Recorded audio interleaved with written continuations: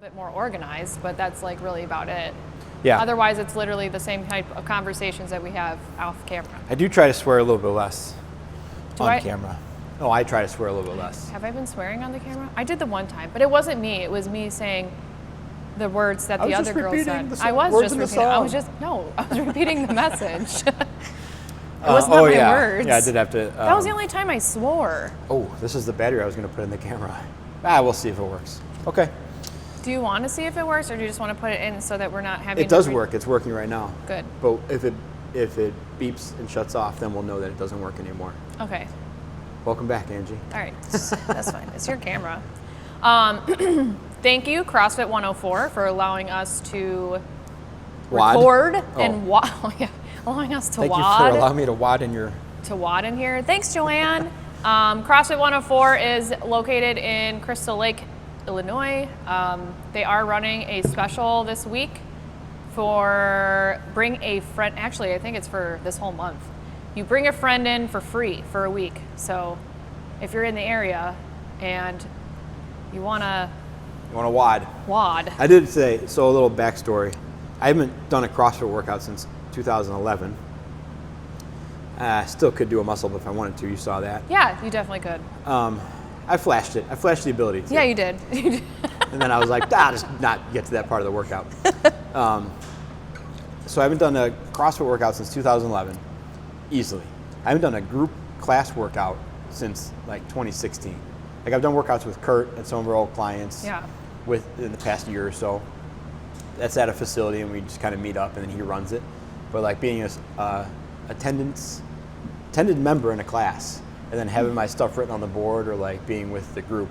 First of all, you didn't tell me that we're supposed to face this way for the workout. Like this is a long gym. And you don't have to I set up facing this way and then there was like 4 other people looking directly at me when you're like, we're going to start in 30 seconds. I'm like, why is everybody facing this way? And okay, first of all, it doesn't matter which way you're facing. It did with the movements I was doing and how much I thought I was going to drop on my face. So I turned and I was like, well, and I was looking at my butt. It's just me thinking I'm important again. Anyways. It's fine. So I got through it. I got through the workout. Like I said, the community, the coaching, the environment of CrossFit's never the problem. I was gonna say, did you at least enjoy like being in a group workout? Like it's kind of like nice when you're around other people. Group workouts are always better. Yeah. And I've said that to guys who are trying to get back in it or like whatever, and they'll come and be like, "Can I do personal training?" And I'll say, "Well, is there any group classes around you at all?" Like, because they live 45 minutes away or even half hour away. Super far. I'm like, "Is there any group stuff you can do?" And they're like, "Well, yeah, but I figure personal training." I'm like, "No, always go to the group. Always go to the group. The accountability's better. You create a community there. You don't have to worry about like our relationship at work. Yeah. Like go somewhere where you can make a whole new group of friends. Yeah. Group classes are phenomenal for that. And so I always advocate for some sort of group. It's more enjoyable. Coach-led fitness class. Just like at work. Like if you can get your crew to do like a group crew workout, no matter what level fitness everybody's at, if it's different and whatever, it's so much fun. And it just really, I don't know, it builds camaraderie. It's a good thing. But funny you should mention that. Oh yes. Working. Funny you should be so creepy you mentioned that.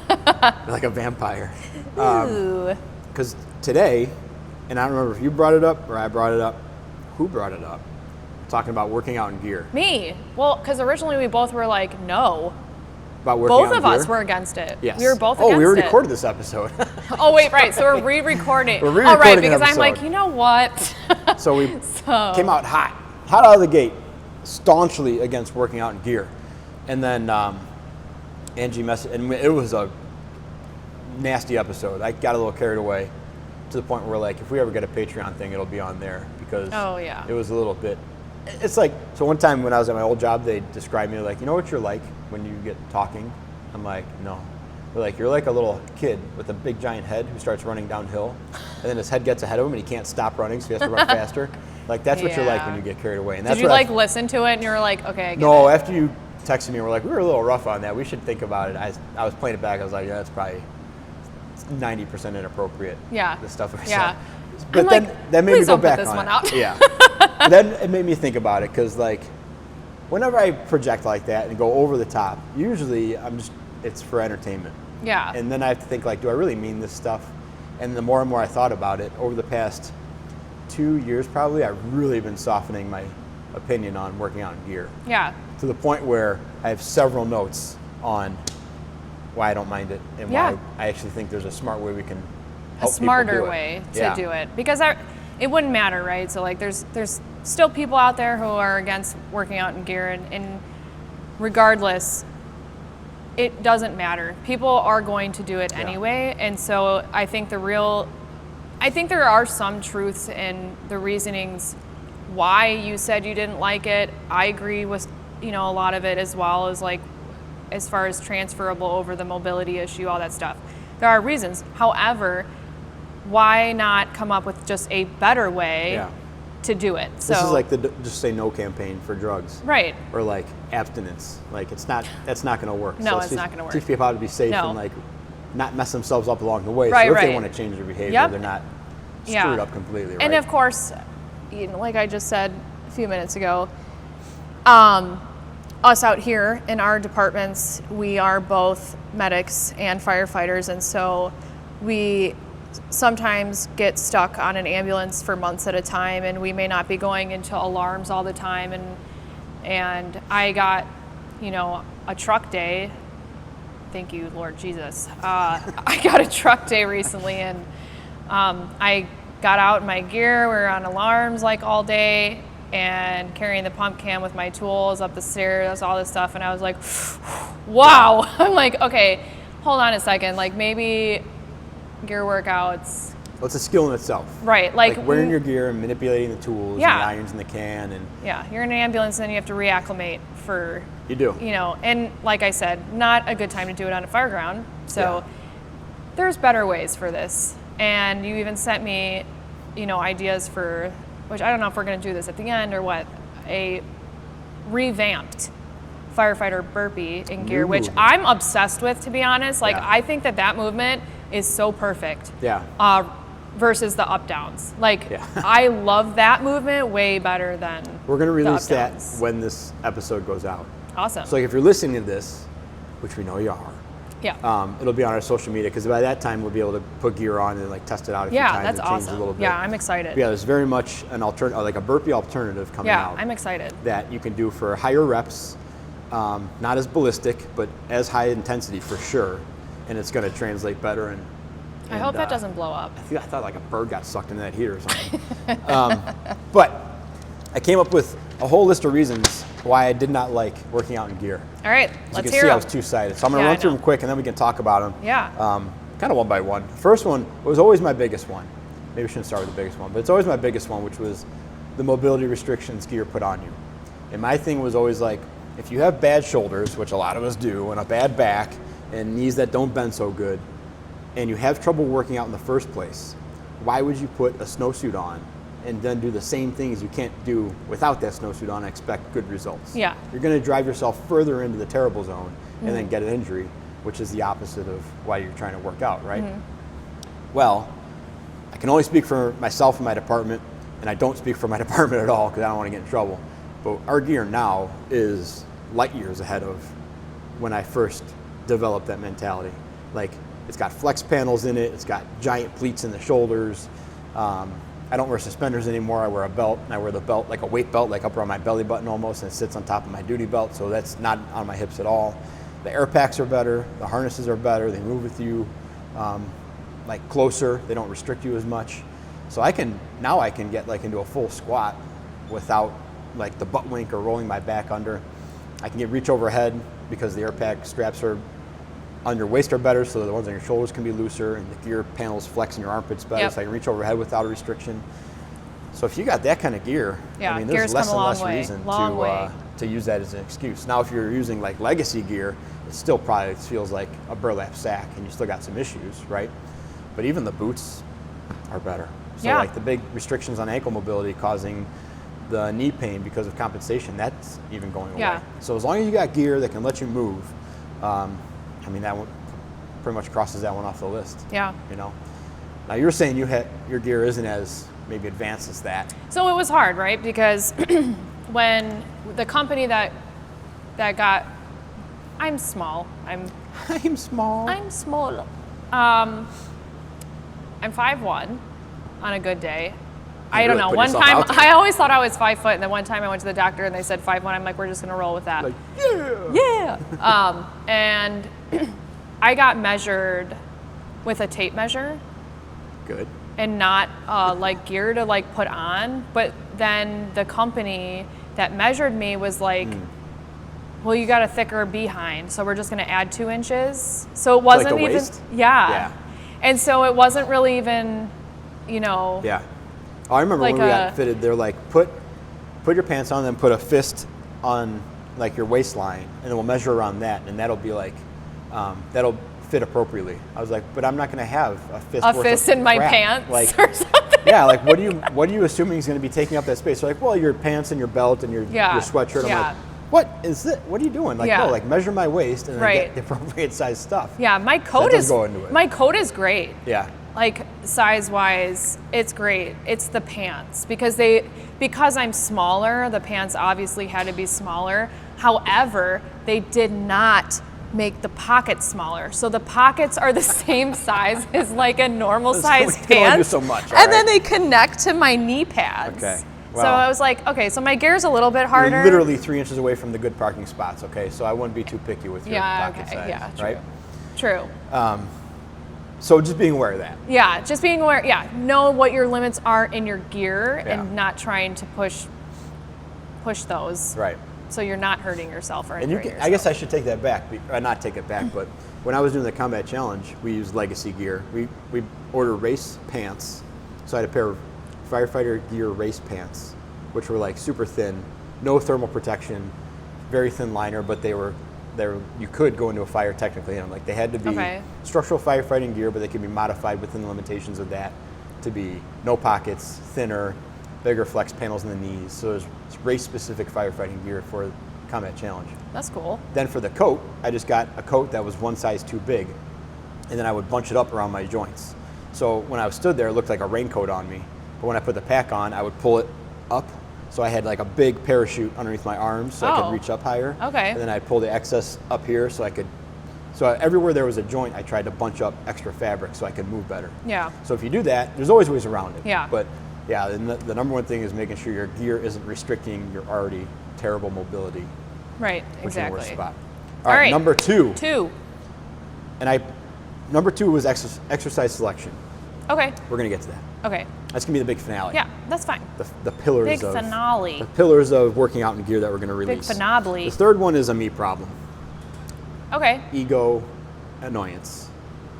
I'm still a hater, but seeing people work out in gear and not offer any type of like education or value or anything besides like, look how intense I am. Yeah. And you should be this intense and you should be hardcore and just building, pushing people towards intensity instead of education or anything. Or even saying like, hey, I'm a freak show and I do this for the combat challenge and I work 4896s on a dedicated truck and I never transport and I'm sleeping every third night and all that stuff and it's so I'm not single fair. and It's I'm literally 22 so and not fair. all these things, right? And we run 2,000 calls a year and right. Instead of doing that, they're like, look how badass I am and you need to be hardcore too. Yeah. And that just drives me so crazy. I totally think that this ties back in and comes around with today, the episode that came out for Beyond the Headlines with Firefighter Nation when we're talking to Roy. Like, that is so specific to one group. Yeah. I don't have a problem with the people who are going hard and are that dedicated and whatever the case may be. That's awesome. But I want to see more. If those people took their workouts and did instructional like options for people like, hey dude, like you may not be at X level right now. So these are different ways. I just want it to be reached out more to the people who aren't moving as much. Sure. To get people to not just look at that and go, I can't do that, and so I'm not going to do that. I think the opposite's true. I think the opposite's more likely to happen is they'll look at that freak show and be like, here we go. They'll try and then they're going to hurt themselves. Because they probably have someone on their crew who's a little bit of a freak show or a mutant who's like willing to do it or able to do most of it. Yeah. And then it's like, let's go do a bay floor workout. Here's what I saw online. It's pretty awesome. Yeah. And then that leads to more problems. Well, you're going to get it. I'm just to say, like, I always think about, like, what do you want out of this? And it's like, really, I just want the vast majority of firefighters that we work with, right? Like that we see, I just want it to impact them in a positive way, or those people in a positive way, where if they came into the fire service and they were like tip-top shape and like lost their way, because that is so common. I just want something to impact them in a positive level where like they can start doing stuff to make them feel good again. Yeah. Like I wish it was more aimed towards that than just the people who are like go hard or go home like kind of mentality. And so that was my big terror with that, was that I saw that the go hard or go home people were just peddling intensity and flash and like all sizzle no steak. Like how can we actually help people instead of? And so it drives me nuts, because whether it was the gym with Kurt or fourth shift or whatever, it's always been like, don't worry about that, just let's be smart here. Yeah. Okay. But that other stuff gets so much traction, so I was like, I just hated on it so much, Yeah. right? But, and I'm just gonna have to swallow that pill because it's not gonna stop, like you said. Yeah. But that was that's one of the reasons that I was like, well, I just got to be against this then. But Yeah. I recognize that now it's a me problem. But what I hated was that, and I wrote this down, I even put an asterisk next to it. I hate the dummy mentality of like, you know what would be hard? Running up 10 flights of stairs. Like, yeah, it'd be pretty hard. You know what would be harder? If we put on all our gear and an air pack and run up 10 flights of stairs. Like 50,000 that would be times. harder. Yeah. Yeah. And like, you know what would be hard? 100 burpees. Like, true that. Like, you know what would be even harder? 100 burpees in gear. Like, the flights of stairs thing I could see, like, all right, I get it. We're going upstairs. But then you get in these other ones where it's like, let's just pile intensity and volume onto these movements and look cooler doing it, but they don't really. Yeah. Can I challenge this a little bit? Yeah. Only because of a comment someone had made with with that. Yeah. So their comment wasn't necessarily like because of the high intensity doing 100 burpees. It was the mental part of it. Having that mental, like callousing your brain, mental strength of being able to get through something that is just hard and that you don't want to do. And kind of like tying that into a right? So like, I get it on the mental aspect. I will say that like it is a mental grind to get through something that's uncomfortable. That's we could be put in that spot anytime, and so that's my only. Like I kind of agree with him in that sense. I agree with him. I agree with him in the effort that you put out has to match the effort that's expected in your hardest times. I'm down with that. Yeah. But there's also been plenty of write-ups and articles and I suppose research on it where like they're saying that rolling around in the mud, carrying logs, doing stuff that isn't your purposeful role, that you're trying to use that to prepare for your purposeful role, doesn't translate over. Okay. That your preparedness in your specific role gives you the most ability to persevere in the hard times. So in that case in specific, it was like up downs or burpees or something like that, there's absolutely several points in doing 100 burpees or up downs in gear where you're like, this would be weighted if I just quit. And like, this is excruciating right now. My problem with that one is specifically exercise selection. Got it. Because at a certain point, that movement can absolutely be degrading on the future of your career. Gotcha. Because the way you're coming up out of the up down with that wide split stance and like doing a good morning out of it. Okay. Or whatever exhaustion leads to in forms like and repetitiveness. And yeah. I totally get that. So in that one, and this comes to something we kind of talked about before, was you have to balance the movement and the objective. Is the movement very difficult and you're trying to do that, or is the objective very difficult and you're trying to do that, right? Just as difficult as doing 100 burpees off the top of my head would be doing an hour on the step mill with your gear on. Right. Where your range of motion is nowhere near the extreme end ranges and you want to stop at 40 minutes, but you got to keep going, right? Yeah. So is the objective to get yourself to a point of exertion where you're doubting yourself? Then pick the correct exercise and movement to do that. Or is the movement so difficult that you're trying to conquer that movement? That's where you kind of get into injury territory, right? Yep, Like that totally makes sense. Like, it's really difficult climbing the rope to the ceiling. You're going to want to quit several times if you try to do that gear on, but is that risk and that movement worth what happens when you want to quit? Right. Right. So I agree, and I like the blood and guts, down and dirty punishment stuff sometimes, but it's got to be smart. But I get it. I like the intensity. I'll never stop doing intensity or promoting intensity, but I definitely will promote better selections and methods of getting that intensity. Yeah. Make sense? Yeah, that totally makes sense. Now the fourth one, dirty. Yeah.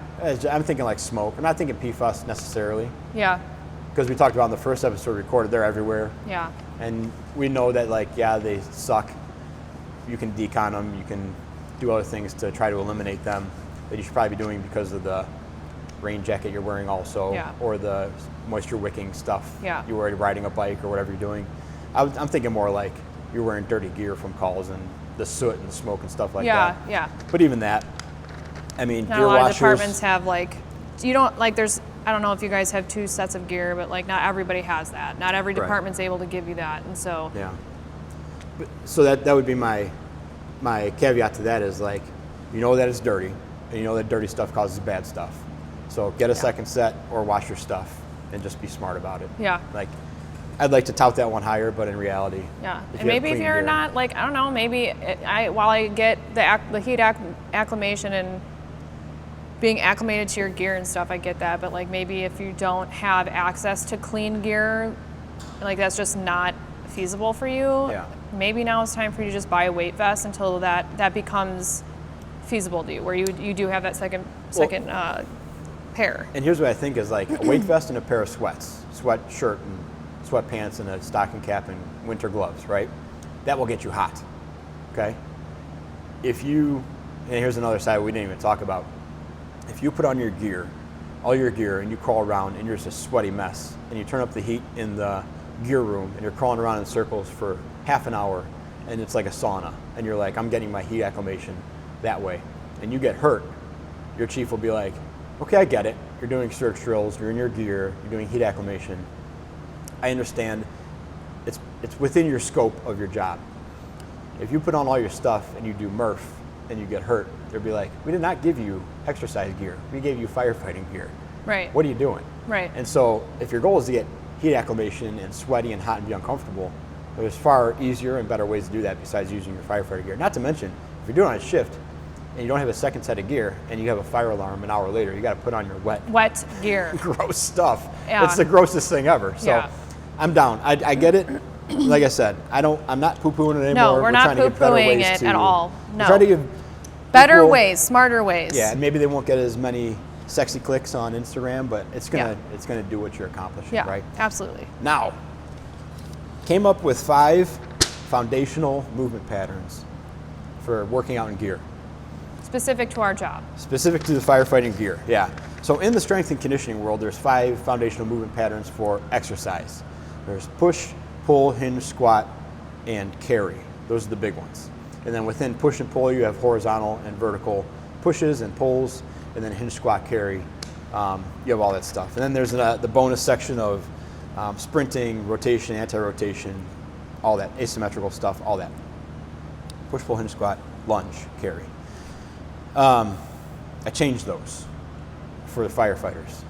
Okay, let's hear Mainly it. to avoid the squat. And I'll tell you Okay. why. So the 5 foundational patterns for firefighters are push, pull, crawl, carry, and lunge. Right? Yeah. Pretty well covers it. Yeah. Now missing is squat. And I took squat out because the squat is not that common of a movement on like the fire ground. It's a very common movement in fitness. And so you assume we must do it all the time, but actually standing there with both of your feet even or wide in a CrossFit squat and flared out and doing that movement more than once is pretty uncommon. Mm-hmm. But a stagger stance, picking something up, or being in a long lunge position, or crawling and standing up, nobody like does a burpee to stand up on the fire ground. Everybody like goes to their knees and puts one foot up and stands up from the bottom of a split squat basically. So the lunge is cool. It carries a higher risk of movement quality degradation because of your gear. If you're wearing the old gear like we talked about, but even over time, if you do enough squats, you're going to turn into a turtle, right? Yep. So I kind of got rid of that one. But push, pull, crawl, carry, lunge, and underneath one of those I have like 2 to 3 on each category of stuff we're going to list when this comes out of like how to build a workout. If you take 2 or 3 of these things, 2 or 3 categories, and pick one thing from each category, and then put in like a half-hour circuit, plenty. Yeah. Plenty for a consistent routine to get you through. What do you think? I like that idea. I think it's perfect. I like it too. What would you add or take out besides the better burpee? I put that down here too. Better burpee. Better burpee. I like that. Yeah. With all the stars around it. Better burpee. What do you think as far as as far as what? When you're doing your drills or you're doing in gear stuff, is there one movement that particularly you struggle with? Like I can think of one, like crawling and dragging something is the most difficult for me. I can crawl and push or drive, like that rip drill that we looked up. Like I've done that a number of times in that drive position, but grabbing a hold of something and crawling at the same time is just hard for me. That's my weakest as well. 100%. That is my weakest as well. Like crawling in itself is terrible. Yeah. We did the other day. I said we're just going to go over some crawling stuff, and we got in our gear and on air, and we had a length 1 bay long, so from like the door to the back of the engine, so 1 bay length, whatever that is. And I said we're going to do right hand post up and slide, just like the baseball slide thing. Yeah. Down, and then left hand back, and then baby crawl down, and then whatever you want back. And we did that twice, and we were all way too tired compared to what that was. We're like, holy crap, man. And then we put like, all right, now you carry the irons and you carry the can, and I'll pretend I'm scanning with a tick and also carry your spare tool. And we did that a couple times, and we were like, geez Louise, man. Yeah. Absolutely killer. So crawl is a skill and overall builder that I think we ignore too much. Yeah, no, I agree. I would say like anything really that I can use like leg drive with, I have absolutely no issue. Yeah. It's the stuff that requires a lot of probably like arm strength for me that I end up having an issue, or if it's like higher. Yeah. So everything. Which is everything. But no, like for like the tailboard. Come on, man. Like, don't laugh. I mean, you can't say anything higher. It doesn't matter. I figure out how to do everything. Like your hair. So it doesn't even matter. Higher. I'm cutting it, by the way. Just okay. I am cutting it. I believe it. I believe you. It is actually now becoming an issue. But no, I mean, like for just a plain example. And I'm not saying that things should be as hard as they should because I'm short. I will never use my height as an excuse, solely just because I'll tell you right now, I work with a lot of short guys. Yeah. Honestly. And to be honest, I think we have the best genetics. Truly, I really do. I feel short people in general, is that what you're yes, saying? I feel like short people in general have like a good muscle build always. Okay. I'm just thinking about it. I'm down with you. I'm giving me a new idea here to think about. So. Well, I'm just saying. But yeah. So we have like our. I mean, the fact that you're short alone proves that you have poor genetics. But go on. I mean, you definitely get hit by less birds. This is true. All right. I give up. Do you want to go over anything else? I know I kind of hogged this episode. I enjoyed it. Right? You're someone who's extremely knowledgeable when it comes to this stuff, and I think that a lot of this stuff say it confidently needs to be out. What? Because I just say it confidently. I don't know anything. Well, you are though, but you are. You have background knowledge. You have certifications. You have degree. All that stuff. All of it. So there's really nothing like I would add on. To all the people who are continuously doing these things, I think that that's awesome. I think that it's great that you're doing that for your job. I hope that they take some of our movements and integrate them, or maybe flip them out with some of these movements that we come up with. Or just get a different look. Like stick with the program you're doing. If it's not hurting you, and you don't feel like you're compromised when you wake up at midnight and go on the fire alarm. Like if you wake up and you're like, God, my back is killing me from that workout. Every time I do that one, my back wrecks me for the next day. If that's happening, we're going to give you some options. Yeah. It's time to change it because we want to all do this job for a long time. No one wants to pension out over something stupid like that. So and this sounds like a commercial. It's all going to be free. Yeah. So what we're going to put up is the 5 pillars, and underneath each pillar is going to have 2 to 3 options to do with all stuff that you have at the fire department, hose or sleds or whatever. We'll probably put them on the website, either on 4th Shift or like on some other website to have them be downloadable PDFs. And then we're going to release the Better Burpee. That'll be a video. Probably do some other stuff, like build some workouts out, like 3 or 4 set workouts that you can step into and do, right? So they don't even have to think. And it's all there. So if you do those things, like when this comes out, it's weird talking about something in the future, like next week, these will be out when this is out kind of thing. Yeah. But if you do them, try them out and record them and Yeah, tag us tag and send us. them over and all that stuff because we want to see how they're working. And we want want to your hear. feedback. We want to hear from you how you like it, but maybe something you didn't like, or if you would change it, maybe your idea too. We're very open-minded. Yeah. But yeah, I can't wait for that to come out, and Well, good, 'cause I you're gonna can't be wait demoing. till you actually eat a donut because Well, I was on my way to eat one and you just turned on your microphone and started recording. I So I was know, like, I'm I guess it's sorry. time to do stuff. You could have All right, well, eaten sign it us out and during- I'll work on the donuts. Thanks for tuning in. I don't know how else to sign us out. Did you think of a tagline yet? This whole week sucked. Okay. That's No, not a good I haven't- tagline. I have not thought of a tagline. This I will whole think week of it. sucked. That's a terrible tagline. I will think of it.